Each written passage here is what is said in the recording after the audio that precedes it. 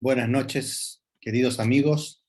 Hoy vamos a tener una exposición más breve y que no va a versar sobre los artículos que continúan en el borrador, sino que vamos a interrumpir la secuencia con un tema especial más amplio. Hoy es martes 7 de junio del 2022 y esta es la charla número 23 de 111. ¿Y por qué me he decidido a romper un poco el esquema, la continuidad del comentario de los números del borrador?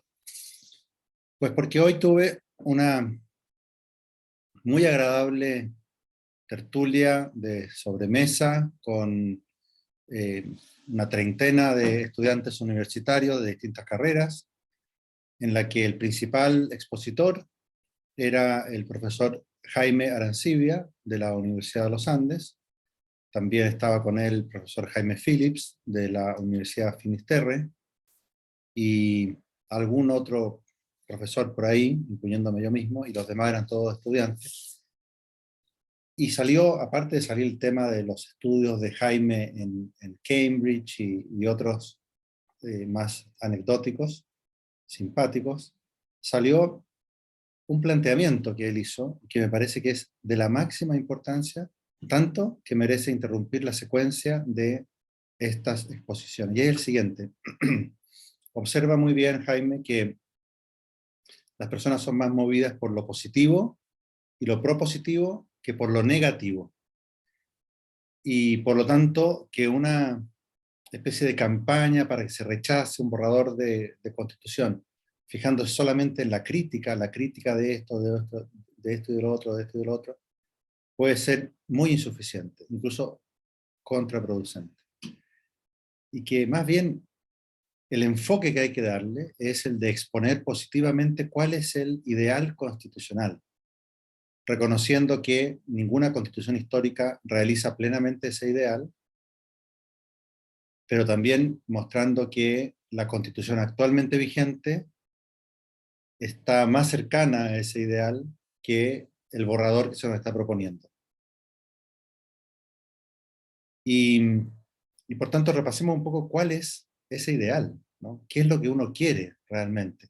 ¿Qué es lo que estábamos todos esperando? Incluso los que inicialmente votamos no queremos empezar este proceso, que votamos que no queríamos empezar este proceso porque nos la veíamos venir, veíamos lo que iba a pasar con este nivel de ideologización, de odio, ¿no? De afanes refundacionales, de extremismos de izquierda que se habían encaramado después durante, junto con la revolución de octubre del 2019. Por todo eso votamos rechazo, pero incluso después de ese trago amargo, pensábamos que había que aspirar a una buena propuesta constitucional.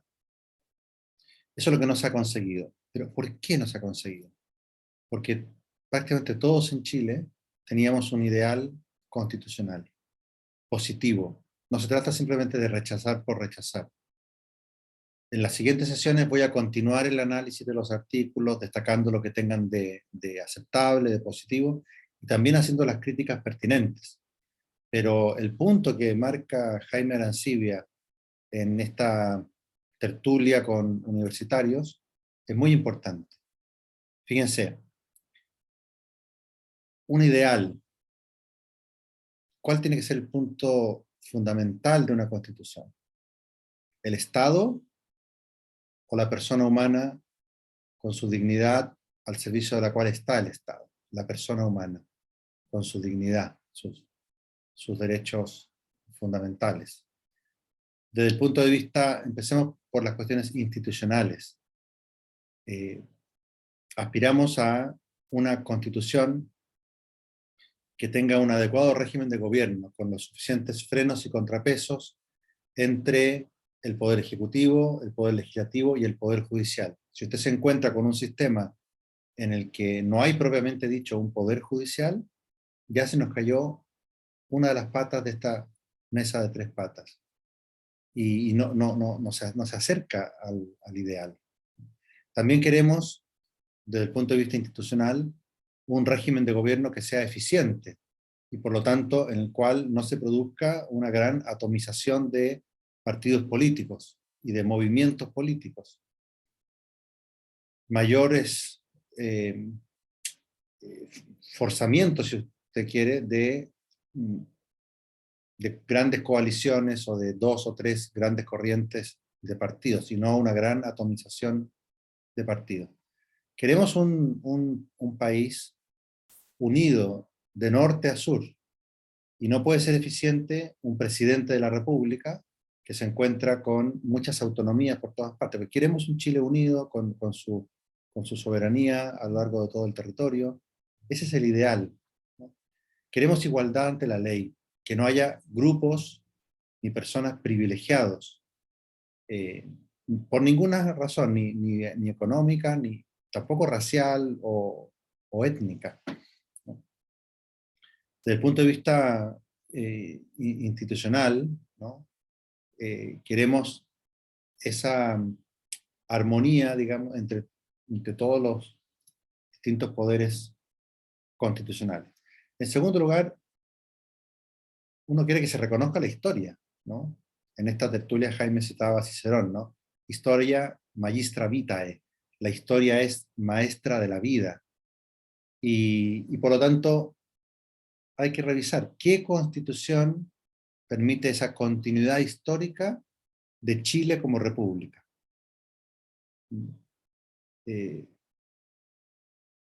La que tenemos actualmente lo hace, aunque es perfectible. Pero decía Jaime, el borrador de la nueva empeora los defectos que tiene la actualmente vigente. De modo que hay que tener ese ideal de continuidad histórica, de lo que en alguna de las charlas anteriores hemos explicado que es la constitución material, que verdaderamente le da su identidad a un pueblo, que no puede ser borrada de un plumazo, ¿no? También queremos un sistema en el que haya una democracia representativa y no haya mecanismos por los cuales nos arriesgamos a que se establezca una autocracia. Y en eso, bueno, si un gobierno democrático, cuando somos minoría, permite que tengamos una cierta protección como la minoría que perdió las elecciones, cosa que se pierde en un gobierno autocrático que demoniza a sus adversarios políticos, también nos permite gobernar con eficiencia si ganamos las elecciones. Lo que no pudo hacer Sebastián Piñera en su segundo gobierno porque hubo gente que no estuvo dispuesta a aceptar el resultado de las urnas. Y eso fue la revolución de octubre del 2019, en lo fundamental. Un sistema ideal al que queremos propender también tiene derechos fundamentales suficientemente garantizados. Por ejemplo, en la Constitución chilena actual se tomó más o menos de la Constitución alemana la garantía del contenido esencial de los derechos. Es decir, que por mucho que se regule un derecho fundamental, al regularlo no se puede restringir de tal manera que su contenido esencial sea menoscabado. Se puede regular la libertad de enseñanza para que sea una libertad ordenada, pero si se regula tanto que no es posible abrir establecimientos educacionales o, por ejemplo, elegir a qué colegio se puede enviar a los hijos, etc., entonces no hay tanta libertad de enseñanza, se está afectando el contenido esencial. Pero resulta que la Constitución actualmente vigente tiene, en el artículo 19, número 26, la garantía del contenido esencial de los derechos fundamentales. Eso desaparece en la nueva. Incluso la Constitución actualmente vigente tiene un mecanismo para proscribir los partidos políticos antidemocráticos, claramente antidemocráticos, no definidos arbitrariamente como antidemocráticos por una cierta izquierda que define como antidemocrático a todo el que no le da la razón, los tacha de fascista inmediatamente. No, partidos que propugnan la violencia como método de acción política pueden ser excluidos. Ese mecanismo no ha funcionado, lamentablemente, en la Constitución actualmente vigente, pero por lo menos está ahí. En la nueva eso no ocurre, ¿no? Eh, Son grandes inventos. Después también está dentro de la Constitución ideal un catálogo de derechos fundamentales, y son más o menos discutibles los catálogos que tiene cada una de las constituciones, pero la actualmente vigente tiene un buen catálogo amplio de derechos fundamentales, y se pueden complementar también con un énfasis en derechos sociales, por ejemplo, pero, pero no desarticular un montón de derechos en los que no se debería retroceder, ¿no? Se ha avanzado mucho, gran parte del progreso que ha habido en los últimos 30 años, piensen ustedes, en términos puramente económicos, reducción de la pobreza desde más del 50%, 60% en términos reales, a menos del 10%. Todo eso va a ir retrocediendo. Ya está retrocediendo con todo este descalabro que ha habido en los últimos años. Bien, hay un ideal constitucional hacia el que hemos ido progresando, y ustedes lean el borrador con detalle y vayan viendo cuánto de esto se preserva. Por último, mencionaba a Jaime también, un colega suyo, que decía que lo único que no le dejaba dormir era las normas sobre restitución de territorios a los pueblos originarios, porque esa es una lucha que puede no terminar nunca. Y claro, desde una perspectiva centralista parece que en Santiago no hay ningún problema, las cosas están más o menos definidas, pero en el sur de Chile se puede seguir reivindicando territorios sin parar. Hasta el Maule podrían llegar. Eh, y si nos fuéramos más atrás de la época de la independencia, hacia la llegada de Pedro de Valdivia a Santiago, bueno, entonces incluso Santiago tendría que ser entregado, ¿no? Es absurdo. Bueno, hasta hace 2 años pensábamos que muchas cosas que están pasando hoy eran absurdas, y están pasando. Por lo tanto, piensen en ese ideal de constitución.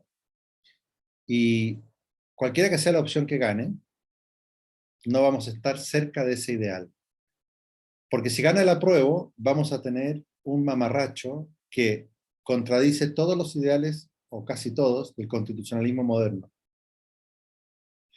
Y por tanto va a ser inaplicable. Y por tanto las fuerzas políticas, cuando baje la fiebre, van a empezar inmediatamente a tratar de o dictar otra constitución, porque no puede durar mucho tiempo una constitución que sea aprobada por un porcentaje bajo, por un 52%, por un 60% de la gente. Eso no puede durar.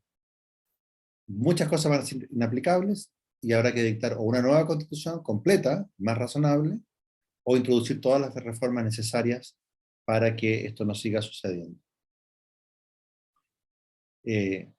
Pero si gana el rechazo, la constitución actualmente vigente también tiene muchos problemas. Problemas de gobernabilidad bastante serios, provocados sobre todo por las reformas que se le fueron haciendo y que le fueron quitando estabilidad institucional al sistema. Por ejemplo, la eliminación del sistema binominal.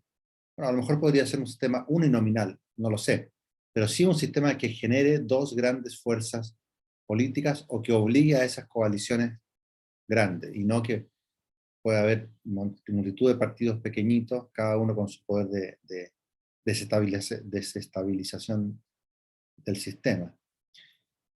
Es evidente que las constituciones se pueden ir adaptando a cambios que se han ido produciendo a nivel de la sociedad, ¿no? Y por tanto, si ganara el rechazo, también va a ser por un porcentaje insuficiente. Recuerden que las reformas de 1989 fueron aprobadas por no recuerdo si un 91% de los que votaron. Es decir, la Constitución fue hiperlegitimada con ese plebiscito. Pero eso no fue suficiente, porque sigue siendo la Constitución de Pinochet. Pues bien, si gana el rechazo también con un 52%, un 60%, va a seguir la misma monserga, que es otra vez un porcentaje de la población que no es totalmente representativo, aunque hayan ganado por una mayoría estrecha, validaron la Constitución de Pinochet. Además, los tramposos de la plaza van a decir que si gana el rechazo fue por trampa. ¿Por qué? Porque estaban los ricos haciendo propaganda a favor del rechazo, mucha más que la que pudo hacer el mundo del apruebo. ¿Por, ¿Por qué? Porque cualquier resultado que no satisfaga a la izquierda es trampa, simplemente. Esa es la situación en la que estamos actualmente. Bien, termino. Si gana el rechazo, igual, dentro de la regla del juego, que es que se mantiene la vigencia de la Constitución actualmente vigente. No hay un plan B. El resultado es el que ya está establecido. Gana el rechazo, se mantiene vigente la Constitución actual. Muy bien. Pero la lucha va a continuar. Y por lo tanto, sin ofrecer un plan B ahora, no tiene ningún sentido, con posterioridad habrá que ver cómo se consigue una constitución ideal. La propuesta que yo he hecho modestamente es que haya una moratoria, que todos los políticos digan, miren, durante los próximos 5 años vamos a salir de este problema político en el que estamos metidos, de este problema económico que se ha creado, vamos a recuperar la paz del país. Durante los próximos 10 años, quizás vamos a estar en ese trabajo de recuperar la paz del país, recuperar el Estado de Derecho, hacer reformas constitucionales puntuales que sean necesarias, por ejemplo, si ganara un gobierno de derecha, las que sean necesarias para establecer la paz y el orden a sangre y fuego si es necesario, reforzar los estados de excepción, etc. Y después de una moratoria de 5 o de 10 años, ahí discutamos con expertos de las distintas universidades, con todas las sensibilidades políticas que se quieran, pero no con una elección circense como la que tuvimos ahora, el crear una nueva constitución. Se puede discutir, yo diría, en 5 años más, en 10 años más. Lo que no podemos hacer es cambiar las reglas del juego ahora, en este momento, con un supuesto plan B, que desprestigiaría mucho más todavía a los políticos, y especialmente desprestigiaría a los políticos de derecha, que están siempre cediendo, siempre cediendo, siempre cediendo. Vamos a reivindicar el ideal del orden constitucional y que todos los ciudadanos, al leer la Constitución o el borrador de Constitución o un buen resumen, digan, no, esto no calza con el ideal constitucional de ningún país prácticamente. Y que saquen sus conclusiones. Entonces, hasta mañana. Continuamos mañana con el análisis de los artículos del borrador.